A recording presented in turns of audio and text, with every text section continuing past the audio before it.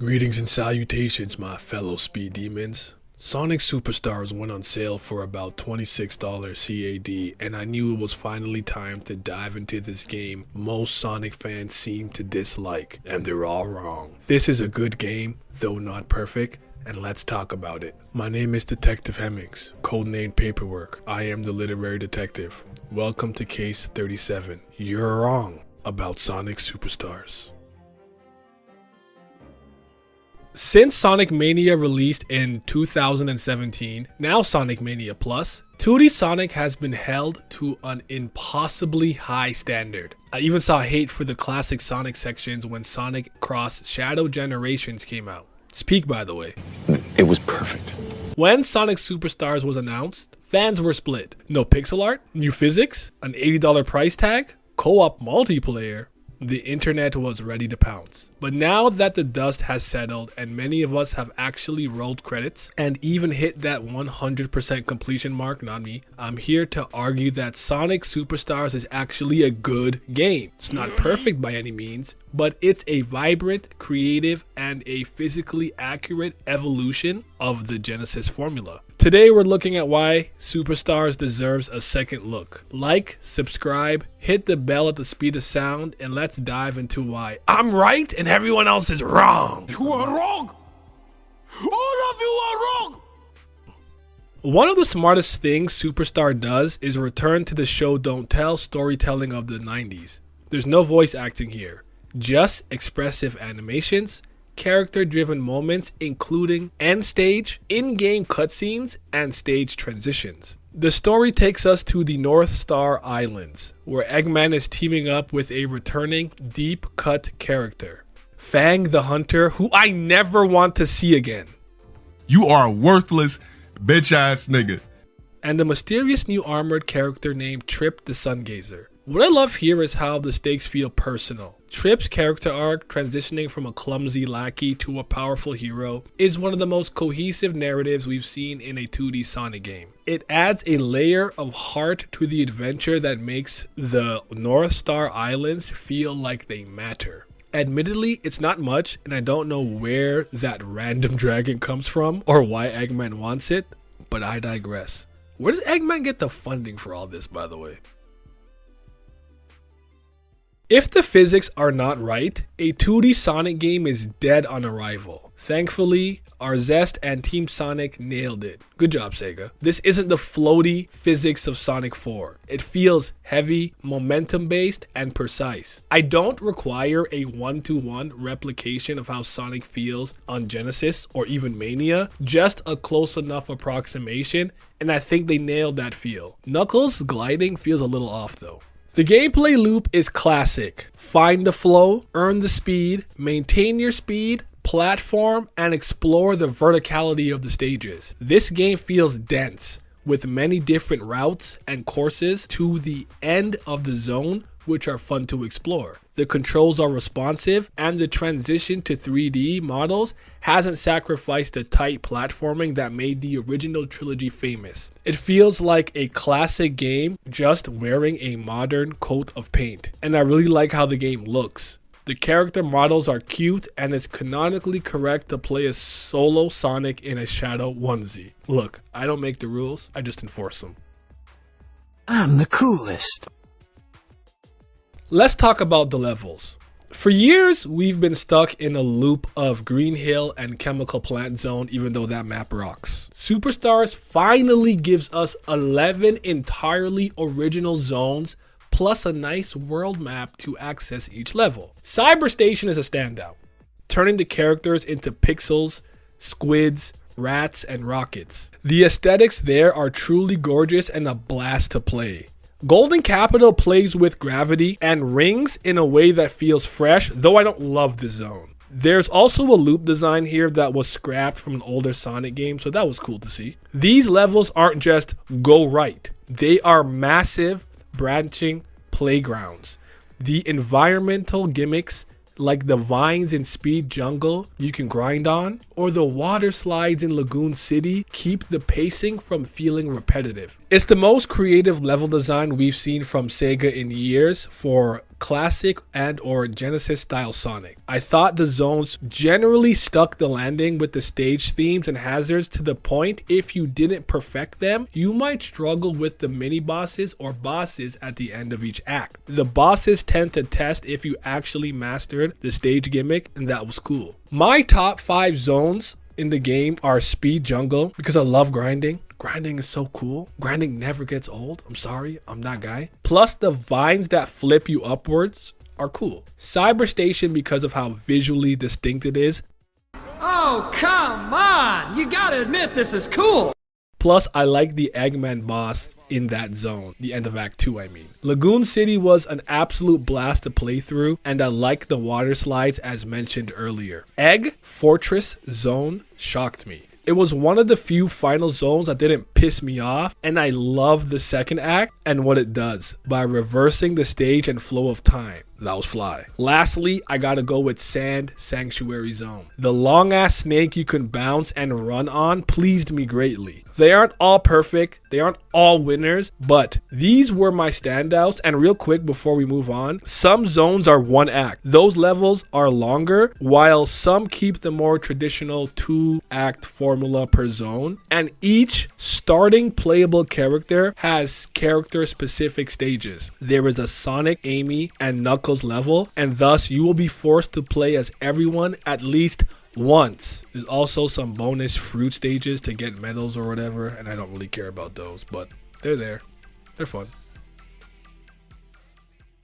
Now we must talk about the Chaos Emeralds. It all starts with this. A jewel containing the ultimate power. Historically, the emeralds were just a supersonic unlock and a prerequisite to get the true ending. In Superstars, they actually change how you play the levels. Each zone has special rings you can enter that make you play a special stage. These are the easiest ones ever in my opinion, where you have to swing on blue spheres and rings in order to get close enough to the moving emerald in order to lock onto it. I like these special stages, but now each specific emerald gives you a power that can be used in level or against bosses. Powers like the Avatar let you clear a screen of enemies, while Ivy lets you create a beanstalk to skip platforming sections. Slow down feels Chaos Control-esque. While it doesn't stop time, it slows it down to a snail carrying a turtle's pace while you move normally. This adds a Metroidvania-light feeling to the exploration. You're encouraged to go back to the levels and use new powers to find hidden medals, special rings, or even alternate paths. It's a great way to make the emeralds feel like tools rather than just trophies. I don't really get why most Sonic fans said they forgot they were there or didn't really use them, but I absolutely spammed the ever-living shit out of these abilities, and I had a great time doing it. Now, I have to be honest. I have a hot take on the bosses in Sonic Superstars.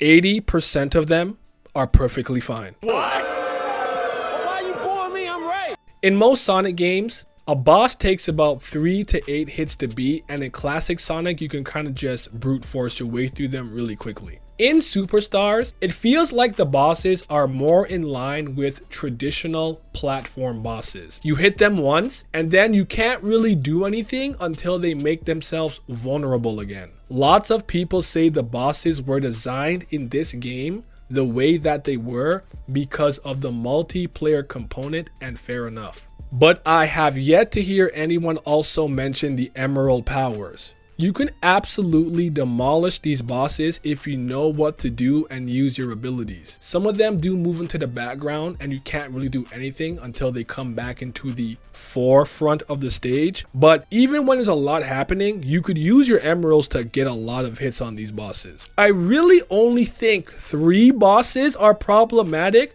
but for the sake of fairness, I will mention 4. The final boss against Eggman, which I thought was easy. Then there's the true final boss, which isn't even hard. It just takes way too fucking long. And both Fang fights are basura ass. Absolutely unacceptable doo-doo water. These bosses have massive health pools and, more frustratingly, long periods of invincibility. You'll spend minutes dodging an attack pattern just to get one single hit in. If you die near the end, you have to sit through the whole cycle again. And that's the issue. The fucking waiting. It's a sudden difficulty spike that clashes with the joyful speed of the rest of the game. It's the one part of the game that doesn't feel like it values the player's time. I would argue I spent more time trying to beat Fang's final boss longer than Tripp's campaign to get there. That's 11 zones. Fang has so many one-shot moves, and Fang's first phase takes so damn long to get through. Easily one of the most tedious bosses I've had the displeasure of experiencing in recent memory. Now, side note, I died against the first mini boss twice and my girlfriend beat it in one go. And that metallic pterodactyl boss in Frozen Base also beat my ass like 6 times before I figured it out.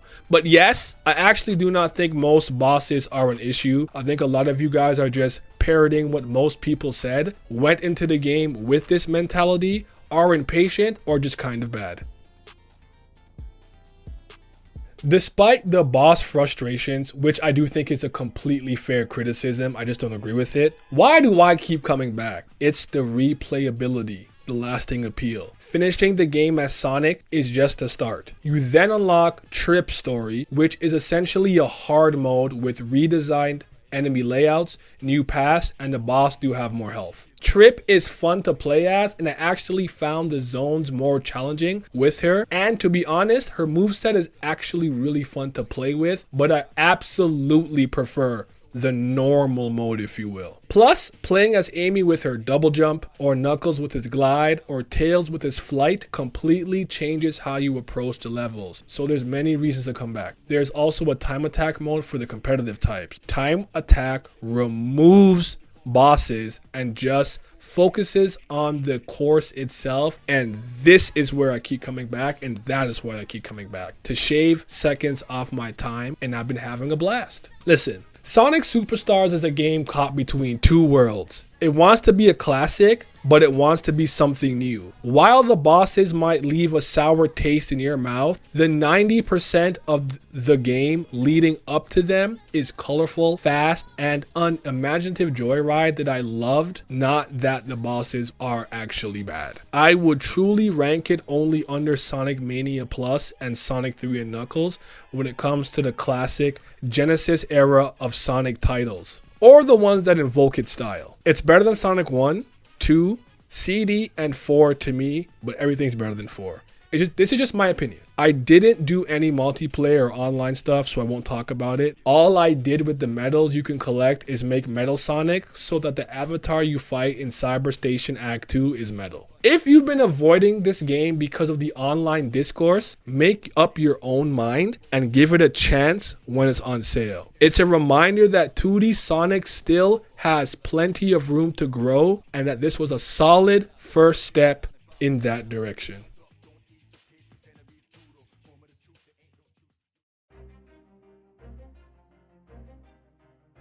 And with that, you have my feelings on the game. And something that I do need to mention more often is what console I'm playing on. All of this footage was captured on my Steam Deck via capture card. Sonic Superstars is about a 7.8 to an 8 out of 10 for me. A good game. Consider this case solved. Thanks for watching, and have a nice day.